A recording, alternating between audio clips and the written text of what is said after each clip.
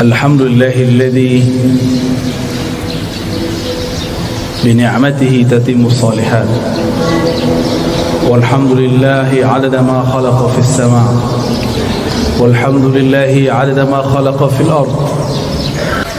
Alam ini dicipta karena Allah cinta kepada baginda Rasul sallallahu alaihi wasallam. Jika seseorang kenal Allah, kenal Rasulullah, maka dia masuk ke alam ini hormat kepadanya. Dia masuk ke alam barzakh, yang jaga alam barzakh pun respect kepadanya. Jika dia masuk padang mahsyar, maka yang di padang mahsyar pun melindunginya. Kita mau datang ke satu tempat, kenal penguasanya, dijaga bukan? Dijaga. Yang jadi raja pemimpin di alam semesta, itulah baginda Rasul sallallahu alaihi wasallam. Beliau bergelar Sayyidul Alamin, penghulu alam semesta. Apabila saya kenal Rasulullah sallallahu alaihi wasallam, maka ketika di alam barzakh Rasulullah lah yang menyambut. Tapi kalau kenalnya baru imam, lumayan, imam itu nanti yang akan sambut. Kalau kenal Allah, pasti kenal Rasulullah. Tidak ada orang kenal Allah kecuali lewat pintu Rasulullah. Maka ma'rifat mengenal ada dua jalur. Ada ma'rifat Muhammadi, mengenal dengan jalur Nabi Muhammad. Ada ma'rifat Azaziliyah, Iblisiyah. Ada mengenal jalur iblis. Kenal juga, tapi kenal dengan cara yang tidak benar. Allah Subhanahu wa taala mengatakan, "Qul in kuntum tuhibbunallah fattabi'uni." Katakanlah, jika engkau betul cinta kepada Allah, maka ikutilah jalanku, ikutilah aku, ikuti Rasulullah sallallahu alaihi wasallam. Maka banyaklah kelompok yang mengaku dialah yang paling ikut Rasulullah sallallahu alaihi wasallam. Yang diikut bukan model baju, yang diikut akhlak yang punya baju. Kalau model baju berubah-ubah per zaman. Ini bajunya kurang sunnah nih sebagiannya. Rasulullah itu suka pakai baju impor. Percaya tak? Baca Sahih Bukhari. Rasulullah selalu pakai baju dari luar negeri, dari Bahrain. Beliau tinggal di Madinah. Dari Persia, dari Romawi, dari Yaman, dari Mesir, dari Syam. Selalu memakai pakaian dari luar. Ada yang beliau beli, ada yang dibelikan. Tapi lebih banyak dibelikan orang, ya. Karena setiap kali ada orang datang, kasih beliau sallallahu alaihi wasallam hadiah. Bahkan dalam hadis yang sangat masyhur, ada seseorang memberi hadiah kepada Nabi sallallahu alaihi wasallam. Baru saja dipakai, tiba-tiba ada yang angkat tangan, "Wahai Rasulullah, demi Allah, berilah aku jubah yang kau pakai." Hadis riwayat Imam Muslim. Rasulullah tolak. Rasulullah itu Abul Arwah, Abul Alamin, bapaknya alam semesta. Karena beliaulah alam ini Allah cipta. Maka jika ada anak-anaknya minta, tidak mungkin beliau tolak. Bukan saja manusia, semua yang di alam ini meminta, pasti beliau terima. Maka beliau mengatakan, "Baik, diamlah sebentar, biar aku pakai dulu, biar senang dulu yang memberi." Kira-kira begitu kalau dia maknai. Nabi mengatakan, "Diam sejenak, aku pakai dulu." Dipakai sebentar, berpindahlah keharuman beliau sebagian kepada jubah itu. Baru beliau memberikan kepada orang itu. Tapi setelah itu ribut, sahabat-sahabat marah kepada yang meminta. Tapi apa kata yang meminta? "Tahukah kalian untuk apa aku meminta ini? Aku meminta jubah Rasulullah untuk menjadi kain kafanku jika aku masuk kubur." Jadi beliau ingin dapat bau Rasulullah sallallahu alaihi wasallam. Keharuman Nabi tercium sampai ke langit. Beliau baru lahir disambut oleh semua malaikat. Beliau lagi main-main diinteli, disorot oleh malaikat-malaikat. Mereka ingin pastikan, inikah orang yang harum itu? Begitulah kata Jabir ibn Samurah, Anas bin Malik dan sahabat-sahabat yang lain. Tidaklah Nabi melewati satu tempat, melainkan tempat itu ada harum Rasulullah di sana. Ketika Nabi pergi, harumnya masih tersisa. Sallallahu alaihi wasallam. Itulah sebabnya Imamuna Imam Malik, guru dari imam kita Muhammad bin Idris Asy-Syafi'i, jika beliau masuk kota Madinah, beliau langsung melepaskan sendalnya dan berjalan di bawah, tidak menggunakan kendaraan apapun. Lalu orang-orang bertanya, itu raja-raja masih naik kendaraan, kenapa engkau nyengker jalan kaki? Apa jawaban Imam Malik yang wafat 179 Hijriah? Sudah jauh setelah Rasulullah, tidak bertemu fisik Rasulullah sallallahu alaihi wasallam. Apa kata beliau? Aku malu di mana ditaruh wajah Malik. Dia berjalan dengan kakinya yang gagah di atas kendaraannya yang megah, tapi di bawah tanah ada jasad Rasulullah sallallahu alaihi wasallam. Oleh karena itu Allah muliakan Imam Malik bin Anas dengan memandang Rasulullah setiap kali dia tidur. Ma bittu lailan illa wa ra'aitu an-nabiyya sallallahu alaihi wasallam. Tidaklah aku tidur melainkan aku bermimpi memandang Rasul sallallahu alaihi wasallam. Berdasarkan hadis ini, riwayat-riwayat ini dan kisah Imam Malik, orang-orang semuanya beradab kepada Rasulullah. Satu kali Rasulullah sallallahu alaihi wasallam berganti mimbar. Tadinya bersandar di pohon pelepah atau belahan-belahan pohon kurma. Tiba-tiba ada orang Rum, orang Syam. Mereka baru datang ke Madinah, tapi langsung masuk Islam. Ahli mebel, tahu mebel ya? Dia bisa buat mimbar Rasulullah. Ini termasuk mimbar, ini mimbar namanya. Ini bukan panggung, tapi mimbar cuma kegedean. Ya. Lalu Nabi naiklah ke atas mimbar. Ketika Nabi mau mengajar di atas mimbar, tiba-tiba beliau dan para sahabat mendengarkan suara seperti orang merindu, seperti pengantar dari pembawa acara kita yang sangat merindukan Rasul sallallahu alaihi wasallam. Ternyata suara dilihat tidak ada anak-anak, tidak ada orang-orang, tidak ada siapapun yang menangis. Rasulullah mengerti, maka beliau mengatakan, yang menangis itu pohon kayu yang aku jadikan sandaran.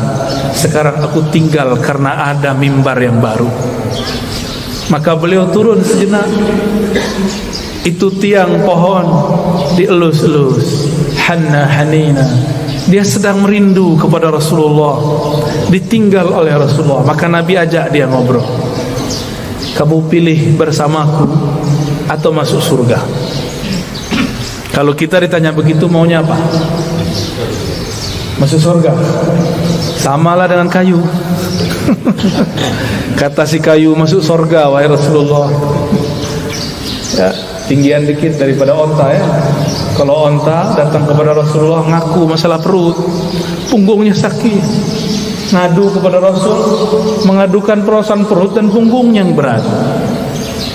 Lain dengan si pohon, dia mengadukan masalah, ingin selalu jadi sandaran Rasul. Nabi kasih kesempatan, bersamaku atau surga? Jawabannya apa? Ya, kalau si pohon jawabnya apa? Kayu bilangnya apa? Surga, karena kayu tidak punya akal. Kalau kayu punya akal, dia akan jawab bersama engkau wahai Rasulullah. Ya, jadi yang berhati kayu minta surga dia ya. Berarti di dalam kayu ada ruh yang merindu. Tidak mungkin kayu bisa nangis jika tidak ada ruh di dalamnya. Maka di sini ada ruh. Ada ruh, di alam semesta ada ruh. Kalau bahasa kawan-kawan ilmu pengetahuan, ada energi. Di alam semesta ini bertebaran energi-energi yang aktif, elektromagnetik kata orang, dan itu tarik menarik. Apa yang membuat dia paling tertarik? Yaitu sosok baginda Rasul sallallahu alaihi wasallam, atau siapapun yang terhubung kepada Rasulullah sallallahu alaihi wasallam. Maka datanglah seseorang kepada baginda Rasul sallallahu alaihi wasallam,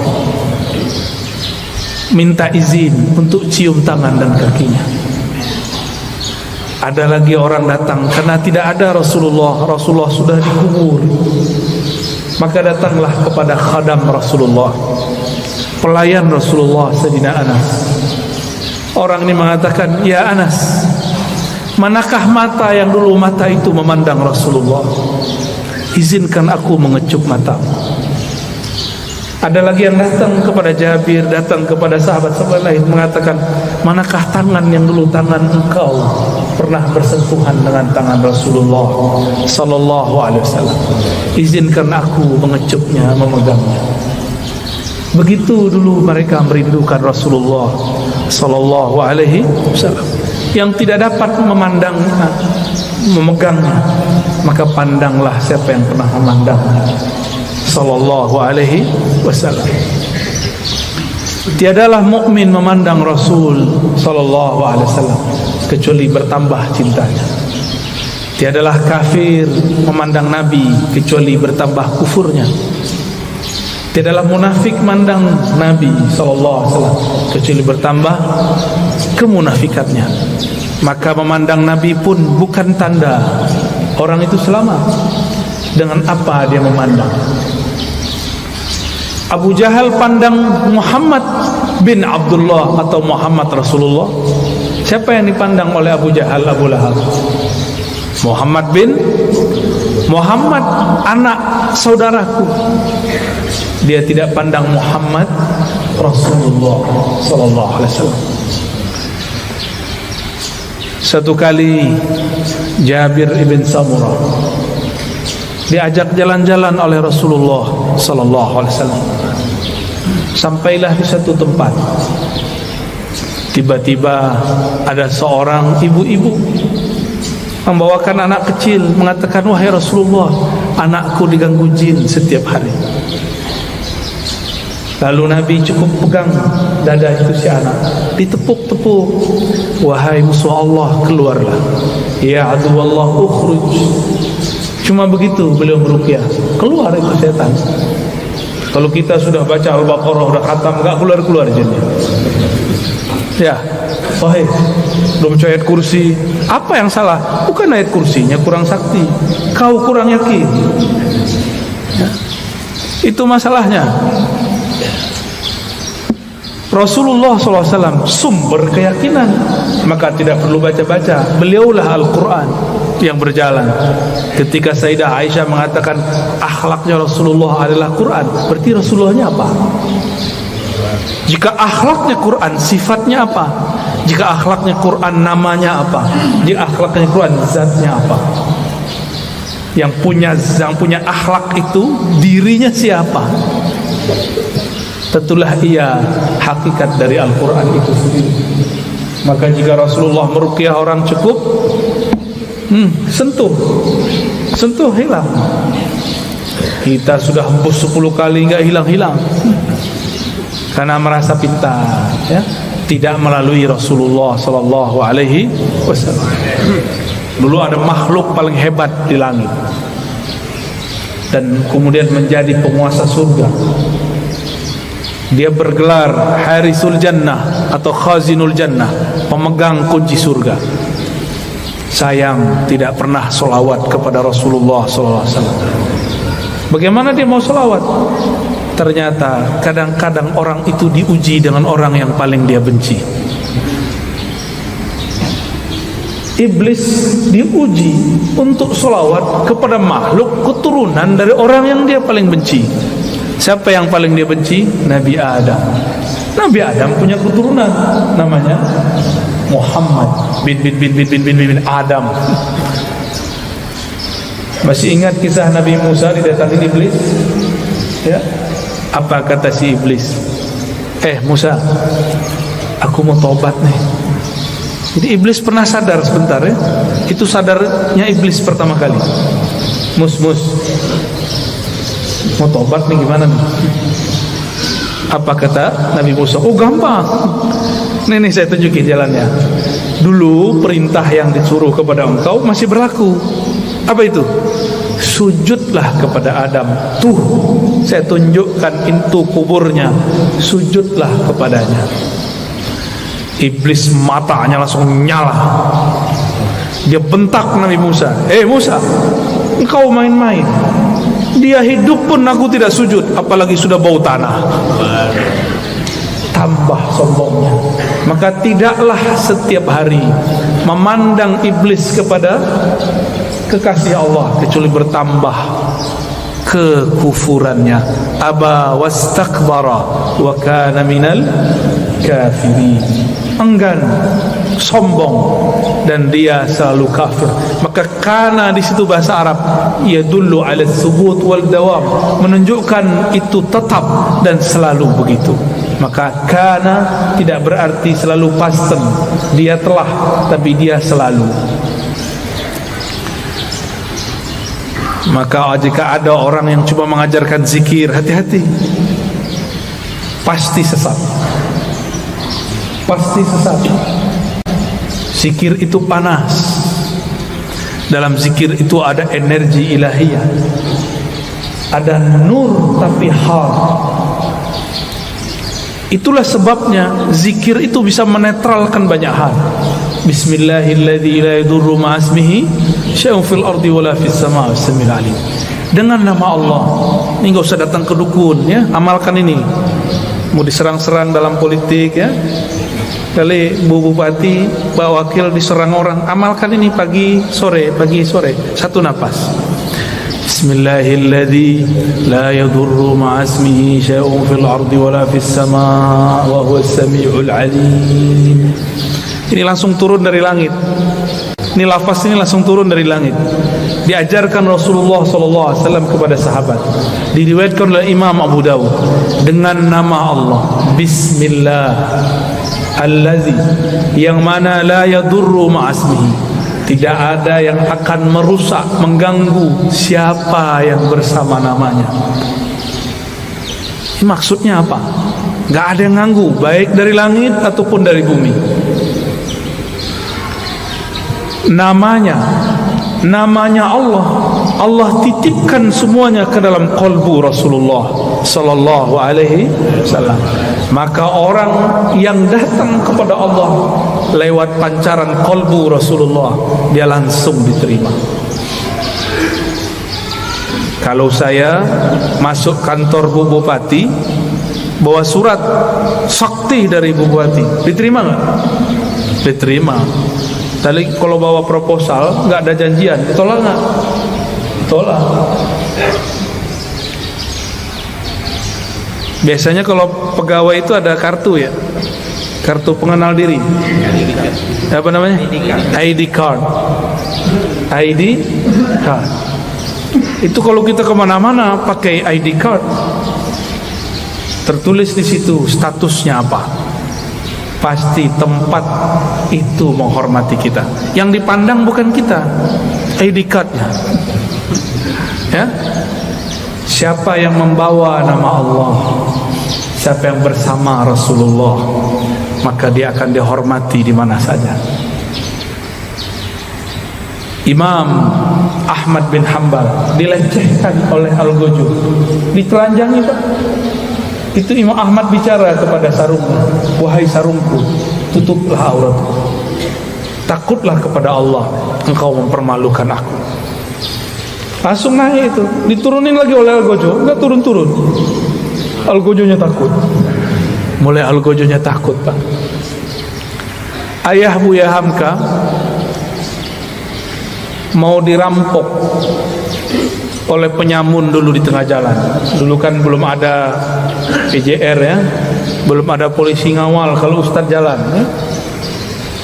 Dulu ayah dari Buya Hamka namanya Syekh Abdul Karim Amrullah mau dirampok, mau dibunuh oleh penyamun.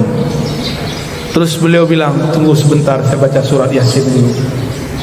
Yasin. Yasin itu nama siapa? Nama Rasulullah SAW. Terus ada teknik membacanya. Selesai baca Yasin, itu orang sudah sujud-sujud. Maafkan saya lah, bingung beliau. Ternyata ini orang melihat sesuatu ketika Syekh Abdul Karim membaca surat Yasin. Bisa begitu Pak, tapi kalau Bapak yang baca nggak ada yang aneh. Baik. Rasulullah sallallahu alaihi wasallam dielu-elukan namanya baik di langit ataupun di bumi. Coba lihat, Sayyidina Jibril bolak-balik naik langit, tapi setiap kali sampai di langit pertama selalu ditanya, "Man anta?" Ente siapa? Itu Jibril. Jibril langsung bilang, "Saya orang yang bawa risalah Nabi Muhammad." Dibuka langsung. Sebut nama Nabi, buka langsung. Jadi pembuka pintu langit nama Nabi Muhammad sallallahu alaihi wasallam. Maka orang-orang yang hidupnya bermasalah, cobalah mulailah selawat pagi 100, sore 100, malam 100. Di setiap senggang, lagi di motor, lagi di mobil, selawat 100 kali. Jangan kurang selawat setiap hari daripada 500 kali lah. Sembari bekerja, sembari bergerak. Apa susahnya? Kenapa bersosial media tidak susah, tapi bersosial media dengan Rasulullah susah? Kenapa kita mau jemput rezeki? Pada rezeki itu ada berkah Nabi sallallahu alaihi wasallam. Rezeki terbesar umat adalah lahirnya Rasulullah sallallahu alaihi wasallam. Suatu kali Uwais Al-Qarni hendak pergi haji. Tiba-tiba ibunya mengatakan, "Wahai Uwais, jika engkau pergi, dengan siapa ibu?" Kata Uwais, "Baiklah ibunda, tapi tunggu sebentar, aku berikan semua perbekalanku kepada temanku yang sedang merindukan Rasulullah. Tapi dia tidak punya bekal, orang tuanya sudah tidak ada." Dihantarkanlah kepada orang itu. Entah dapat apa rasanya. Orang-orang berangkat, dia tidak bisa berangkat. Teman-temannya Uwais dan teman-temannya semua berangkat, orang ini enggak berangkat. Tiba-tiba Uwais ketuk pintu mengatakan, "Wahai Tuan, wahai sahabatku, ini semua bekalku, aku berikan kepada engkau." Orang ini lagi sujud, ingin berangkat tapi tidak punya uang, ingin berangkat tidak punya kendaraan. Apa yang dia rasakan? Lalu dia bertanya, "Lalu engkau bagaimana wahai Uwais?" "Aku masih punya ibu. Jika rindu Rasul sallallahu alaihi wasallam harus merawat ibu. Orang yang rindu Rasulullah tidak hormat kepada ayah ibunya, batal cintanya. Orang cium tangan guru tapi tidak cium tangan ayah ibunya, batal cium tangannya. Orang yang ziarah ke ulama tapi tidak ziarah ke ayah ibunya, batal cintanya kepada ulama." Betapa aneh sekarang, banyak orang baik ke gurunya tapi membentak ayah ibunya. Aneh. Masih punya ibu sebagian besar, ayah nanti pulang cium tangannya, ya. Baca sholawat ketika mencium tangannya. Semoga Allah ridha melalui kita. Dan pasti ridha. Ridha Allah itulah kunci dalam tangan ibu. Kenapa disebut ibu dan ayah itu kunci ridha Allah? Ridha Allah fi ridhal walidain.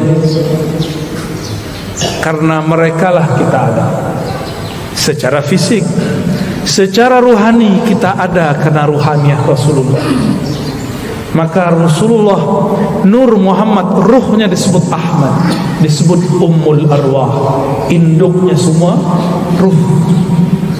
Muhammad nurnya disebut Abul Arwah, bapaknya semua ruh. Ini cuma istilah, bahwa segala satu bersumber darinya. Inilah yang sering kita katakan ketika Allah menciptakan alam semesta. Apa yang Allah lakukan pada alam? Allah menciptakan alam ini supaya alam ini sempurna dengan menyembahnya. Allah tetap sempurna tanpa disembah alam. Allah ciptakan alam supaya alam itu sempurna dengan menyembahnya. Disebut dalam Quran liya'budun, untuk menyembahku. Siapakah yang paling sempurna menyembah Allah?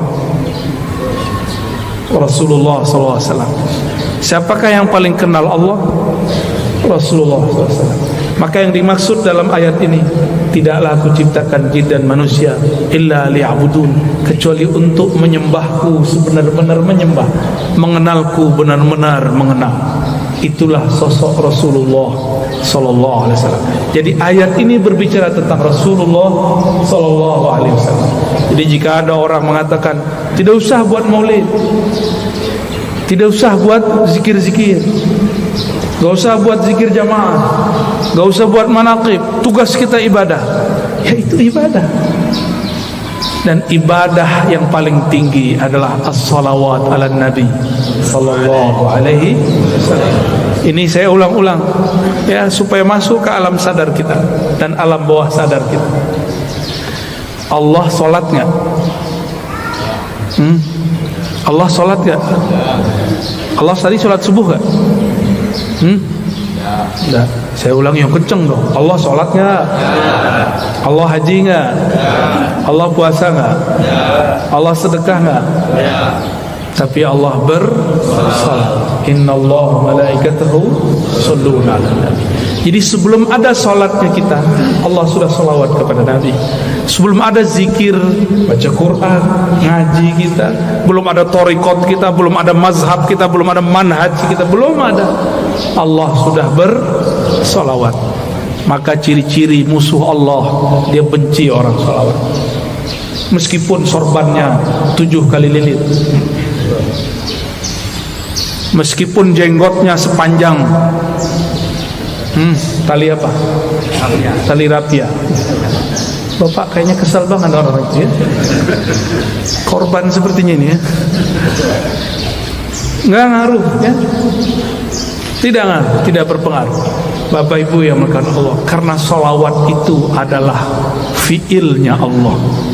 Salawat itu apa? Apa arti fiil? Kerjanya Allah. Dengan salawat itulah Allah menciptakan alam. Salawat itu artinya cinta dan kasih sayang. Maka kalau kita salawat, Allahumma salli ala sayyidina Muhammad, apa artinya? Ya Allah, sampaikan cinta, salam, kasih sayang kepada baginda Nabi Muhammad. Jadi salawat itu jangan pakai terjemahan biasa. Ya Allah beri salawat ke Nabi Muhammad. Itu bukan memaknai, itu namanya translate, menterjemah. Bersalawatlah dengan rasa. Bersalawat dengan rasa. Kita mengatakan, Ya Allah, baligh salami wa salati ala sayyidina Rasulullah. Sampaikan salamku, rinduku, cintaku kepada Rasulullah sallallahu alaihi wasallam. Kalau sudah cinta, apapun yang disuruh, yang dimintanya, mau enggak? Dulu kita belum kenal orang, ngasih 500 aja susah. Sekarang sudah jadi pasangan, mau dia minta 5M, kalau ada kita kasih, kalau nggak ada salawat. Jamaah subuh yang diberkahi Allah, bahkan subuh ini ada karena salawat kepada Rasulullah sallallahu alaihi wasallam. Was-subhi idza tanaffas, begitu ayatnya, demi waktu subuh yang berhembus, yang bernafas. Jika Allah tidak bernafas dengan salawatnya, maka bunyi nafasnya Allah salawat kepada Rasulullah sallallahu alaihi wasallam. Maka niatkan hidup ini untuk bersalawat kepada Rasulullah. Inilah yang disebut takhallaqu bi akhlaqillah. Tirulah fiil-fiilnya Allah, tirulah akhlaknya Allah. Allah itu mencipta alam dengan salawatnya karena cinta kepada Rasulnya. Maka beramallah karena cinta, bukan lagi buat maulid, buat manakib karena ada hajat. Pak Kiai, Pak Ustaz, doakan saya bisa beli apa? Beli rumah. Pak Kiai, doakan saya beli mobil. Pak Kiai, samalah kau dengan onta ya. Onta datang ke Nabi, ya Rasulullah, perutku lapar, tugasku banyak, tuanku nggak tahu diri. Onta datang nangis, yang dikadukannya bukan ya Allah Rasulullah izinkan aku bersamamu, nggak ada dia ngomong begitu. Onta, paham onta? Si kayu ngomong, aku ingin di surga aja. Tapi beda dengan Abu Bakar, beda dengan Umar, beda dengan Utsman, beda dengan Ali. Mereka ingin jadi pintu-pintunya Rasul. Maka ujung dari pintunya Rasulullah, pintu terdekat Sayyidina Ali. Apa kata beliau? Aku kota ilmu, Ali lah pintunya.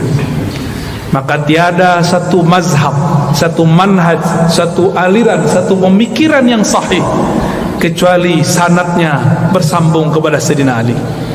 Tapi syaitan tidak tinggal diam. Dia buatlah, dia campur adukkanlah cinta kepada Ali dengan benci kepada sahabat. Namanya kelompok Rafidhah, kelompok yang membenci sahabat Rasul sallallahu alaihi wasallam. Ya, kita cinta Sayyidina Ali, cinta juga sahabat Rasul. Ini perbedaan kita dengan Syiah Rafidhah. Mari berguru kepada orang bersanad, nanti bersambung kepada Sayyidina Ali. Lebih kurang itu pengantar rindu yang dapat saya sampaikan. Ya, di sela-sela rihlah. Rihlah artinya perjalanan. Dulu Rasulullah buat rihlah. InsyaAllah kalau lain kesempatan kita teruskan. Ada tanya jawab? Baik, tafadhal.